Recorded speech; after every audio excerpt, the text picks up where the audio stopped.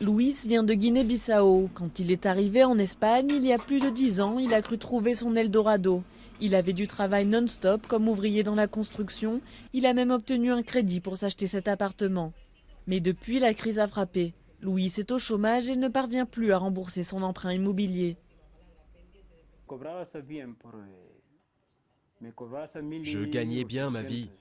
Je gagnais 1800 € par mois, car souvent on faisait des heures supplémentaires. Je gagnais assez pour aider ma famille. Aujourd'hui, je ne travaille plus. J'ai touché des allocations chômage pendant 1 an, mais maintenant je n'en ai plus. Au tournant du XXIe siècle, l'Espagne, en pleine expansion économique, a accueilli plus de 5 millions d'immigrés venus d'Amérique latine, d'Afrique ou d'Europe de l'Est. Ils trouvaient du travail facilement et beaucoup se sont endettés grâce à des crédits faciles.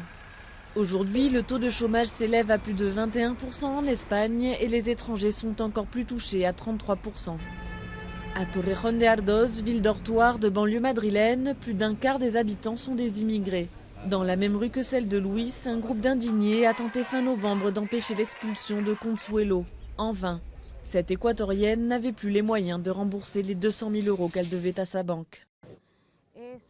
C'était une lutte contre des géants, et moi à côté, je ne suis rien. Aujourd'hui, avec tous ces gens autour de moi, je pense, je souhaite, surtout j'espère qu'à l'avenir, on arrive à changer un peu les choses pour que nous puissions prendre un nouveau départ, avec les milliers de familles qui sont dans la même situation.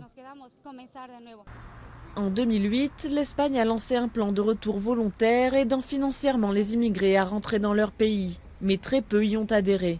Car beaucoup, comme Consuelo, sont coincés en Espagne par un emprunt immobilier ou des dettes à rembourser.